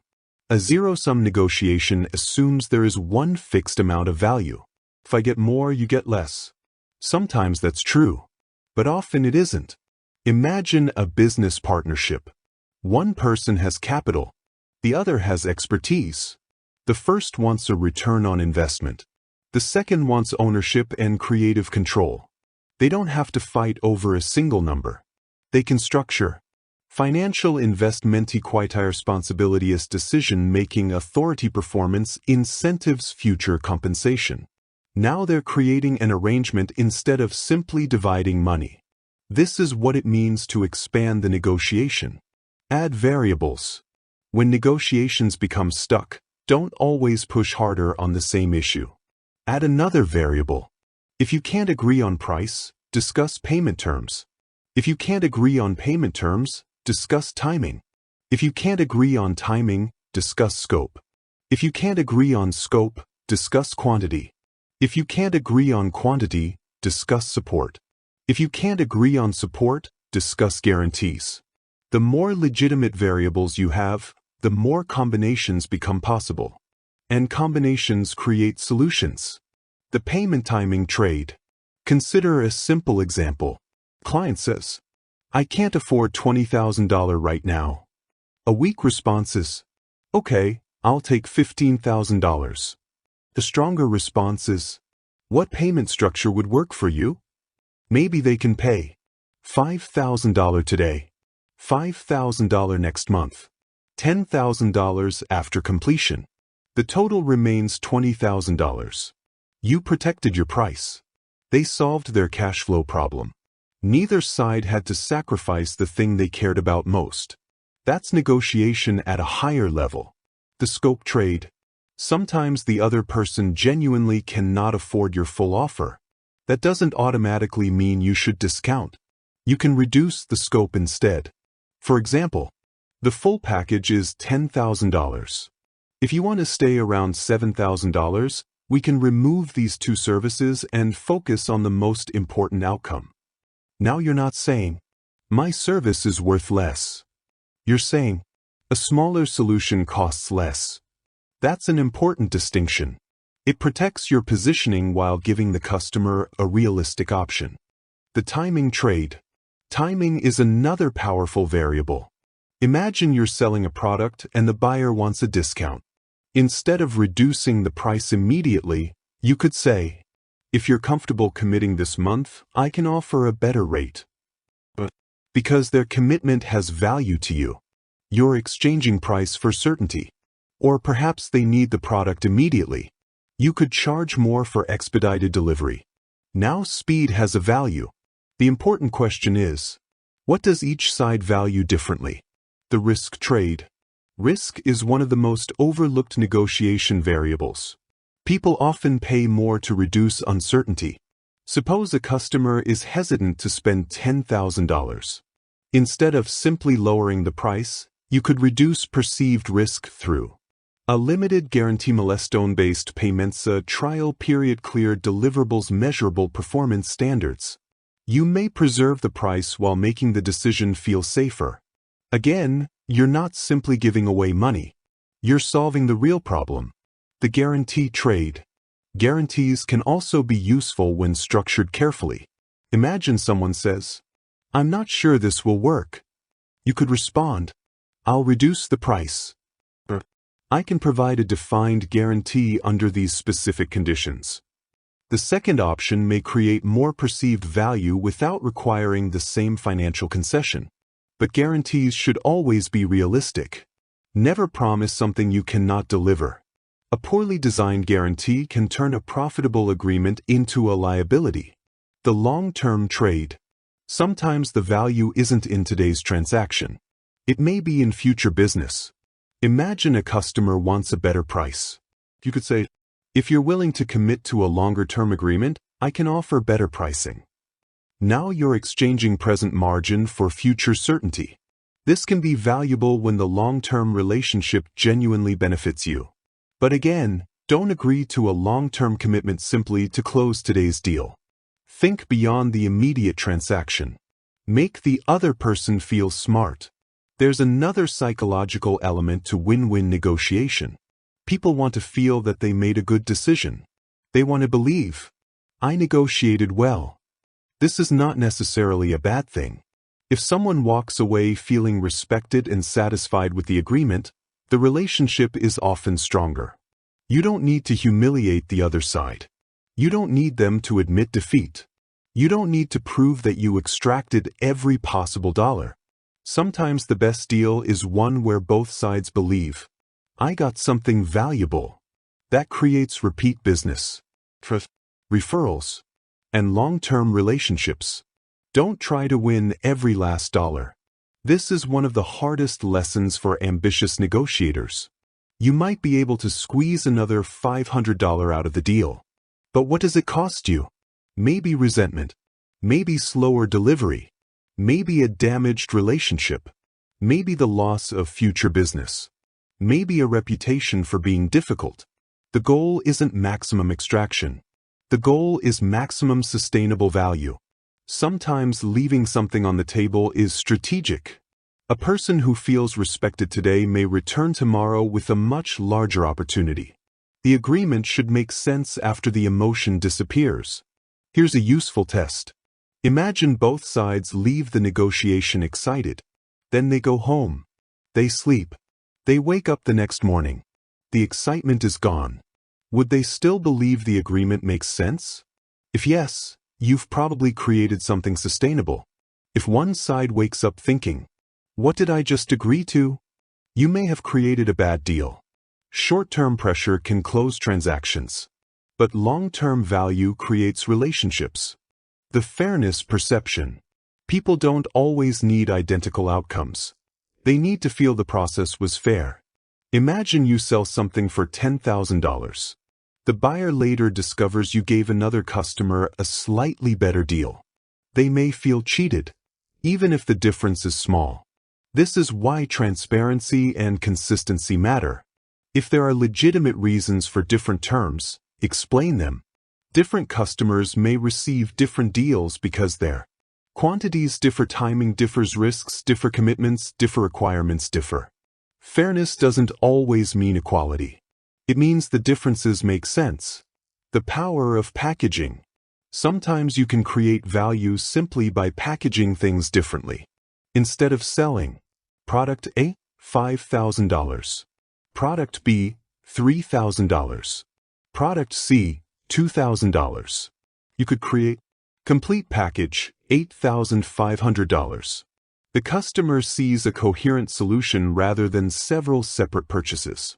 The underlying value hasn't necessarily changed, but the way it's structured has. Packaging can simplify decision-making, and simplicity is valuable. Find the low-cost, high-value trade. Here's a powerful exercise. Before your next negotiation, create 2 lists. On the first list, write things that are expensive for me to give. On the second, things that are valuable to them but relatively inexpensive for me to provide. Then look for trades. Maybe they value faster communication flexibility, priority access, customization, additional information, a specific delivery time. And perhaps these things cost you very little. Now you've discovered potential negotiating currency. The best negotiators know what their currency is and what the other side's currency is. The 3 questions. When a negotiation becomes difficult, ask, what matters most to you? What matters most to me? And finally, where are our priorities different? That third question is extremely important, because differences aren't always obstacles. They can be opportunities. If both sides want exactly the same thing, you may have to compete for it. But if you value different things, you can trade. The final lesson. A negotiation becomes much easier when you stop asking, how much can I take? And start asking, what can we exchange? You don't have to surrender your interests to create a win-win deal. You have to understand them. Know your priorities. Discover theirs. Find the differences. Add variables. Trade what matters less to you for what matters more. And remember, the best negotiators don't simply divide value. They create it. A great agreement isn't one where the other person walks away defeated. It's one where both sides walk away believing they made a smart decision. Because when people feel that they won, they are more likely to honor the agreement, more likely to return, more likely to recommend you, and more likely to negotiate with you again. That's the real power of a win-win deal. You don't just close the negotiation. You build the foundation for the next one. Chapter 10. Become a master negotiator. You now understand the principles. Know your leverage. Listen more than you speak. Ask better questions. Control the frame. Use anchors. Make strategic concessions. Control your emotions. Handle rejection. Create value. But knowledge alone doesn't make you a great negotiator. Execution does. Because negotiation is not something you simply understand. It's something you practice. And the more deliberately you practice, the more natural these skills become. This final chapter is about turning everything you've learned into a system you can actually use. Step 1. Know what you want. Before entering a negotiation, define your target. Not vaguely. Specifically. Ask yourself, what outcome do I want? If you're negotiating a salary, what number are you targeting? If you're buying property, what price makes sense? If you're selling a service, what terms do you need? If you're negotiating a partnership, what responsibilities and benefits are important? You cannot negotiate effectively if you don't know what you're trying to achieve. But don't stop at one number. Define 3 things. Your ideal outcome. Your acceptable outcome. Your walkaway point. Your ideal outcome is what you'd love to achieve. Your acceptable outcome is what still makes the agreement worthwhile.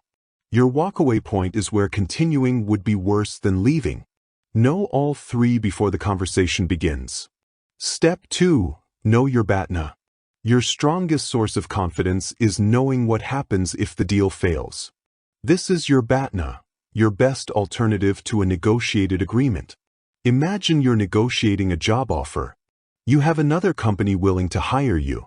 Suddenly, you're not negotiating from desperation. Or you're selling a property and have another interested buyer. Or you're negotiating with a supplier while having two alternative suppliers available. Your alternatives give you freedom, and freedom creates leverage. Before a negotiation, ask, what will I do if we don't reach an agreement? If the answer is nothing, then you should be especially careful. It means your leverage may be weak. The solution isn't necessarily to negotiate harder. The solution may be to improve your alternatives before negotiating. Step 3. Research. Never walk into an important negotiation unprepared. Find out, who are you negotiating with? What do they want? What pressures are they facing? What alternatives do they have? What alternatives do you have? What is the market value? What are the relevant costs? What constraints exist?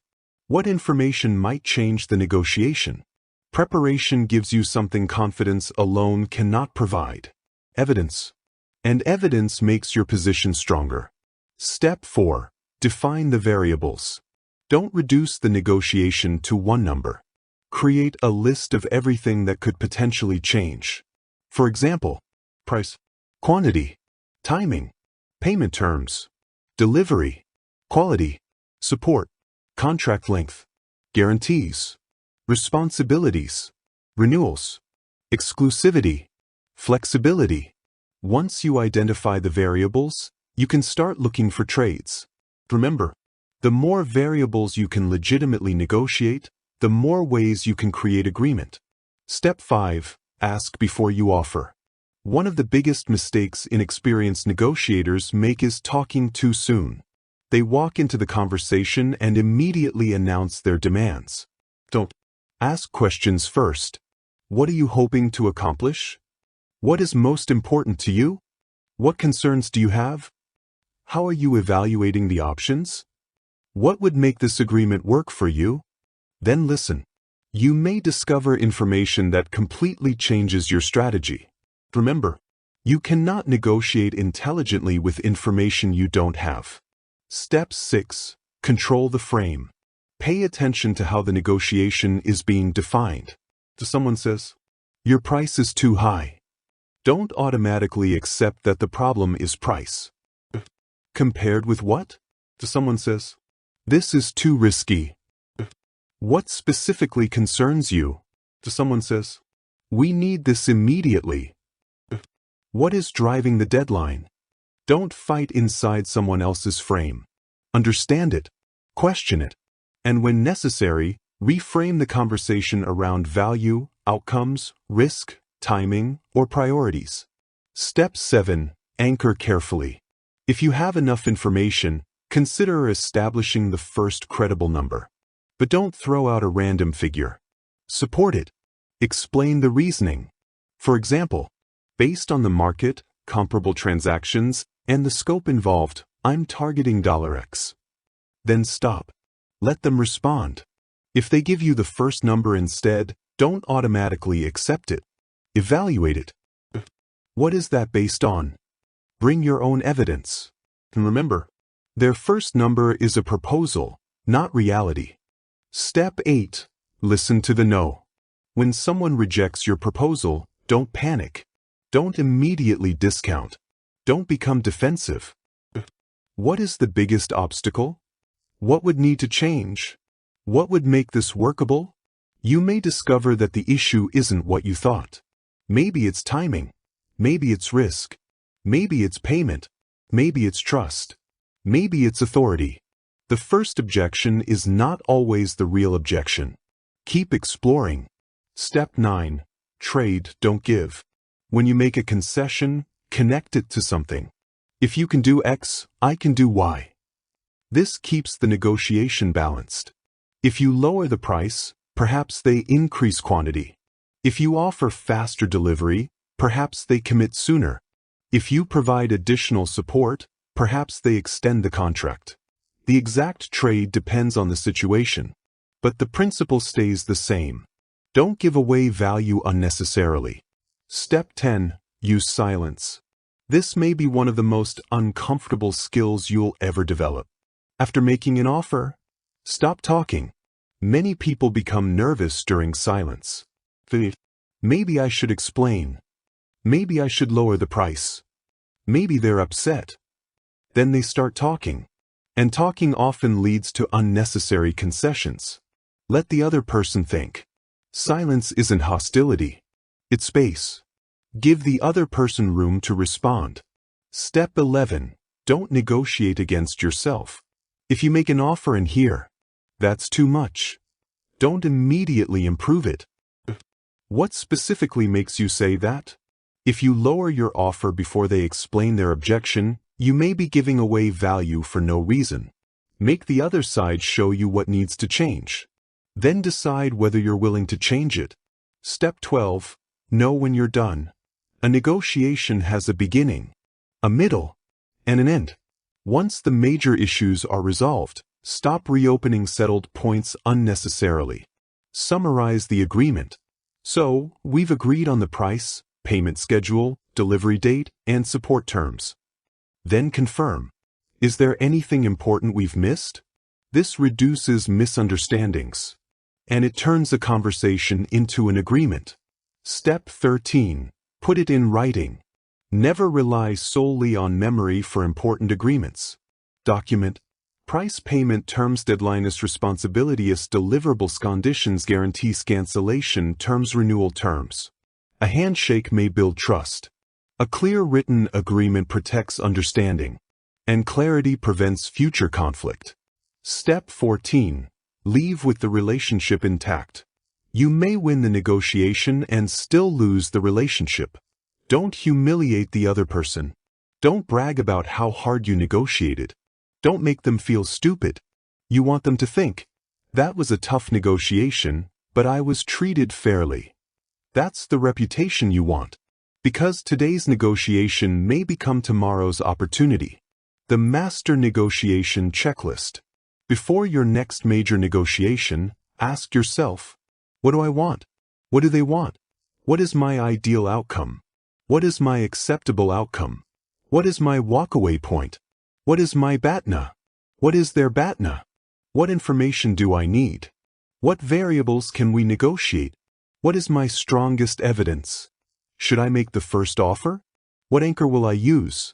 What concessions can I make? What will I ask for in return? What emotions might affect the conversation? What objections are likely? What questions will I ask? What would make me walk away? If you can answer these questions before entering the room, you're already ahead of most people. The real secret. After everything we've covered, you may be expecting one final secret. One magic phrase. One psychological trick. One sentence that guarantees you get exactly what you want. It doesn't exist. The art of negotiation isn't about controlling everyone. It's about becoming difficult to pressure. It's about understanding people, understanding incentives, understanding value, understanding leverage, understanding your own emotions, and understanding when to push, when to pause, when to trade, and when to walk away. The strongest negotiator isn't necessarily the person who talks the most. It's often the person who understands the situation most clearly. Negotiation in everyday life. You don't need to be a corporate executive to use these principles. You negotiate every day. With employers, customers, suppliers, partners, landlords, buyers, sellers, family members, friends, even with yourself. Every time you decide how to allocate your time, money, attention, or resources, you're making a form of negotiation. And the principles remain the same. Know what matters. Understand what matters to the other side. Ask questions. Create options. Trade intelligently. Stay calm. And protect your alternatives. The final principle. If you remember only one thing from this entire audiobook, remember this. Negotiation is not about getting everything you want. It's about getting the best possible outcome without destroying the possibility of future value. Sometimes that means getting a better price. Sometimes it means getting better terms. Sometimes it means getting more flexibility. Sometimes it means walking away. And sometimes, the best deal is the one you never make. The moment you understand that, you stop negotiating from desperation. You stop chasing every opportunity.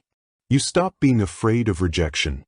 You stop giving away value simply to keep someone happy. You become calm, prepared, strategic, and difficult to manipulate. Your next negotiation. So before your next negotiation, pause. Don't rush into the conversation.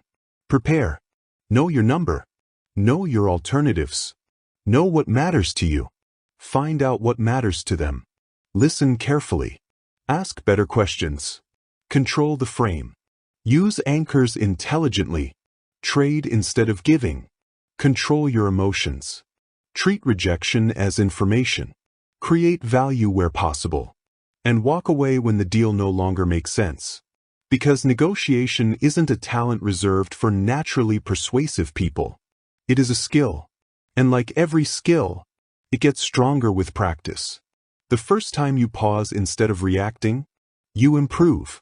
The first time you ask instead of assuming, you improve. The first time you refuse to give something away for free, you improve.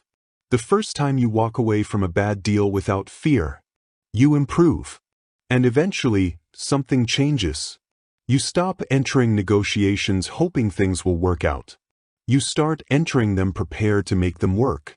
That is when you become dangerous at the negotiating table. Not because you manipulate people. Not because you dominate them. But because you understand the game. You understand yourself. You understand the other side. And you understand the value of the deal. So remember, prepare before you negotiate.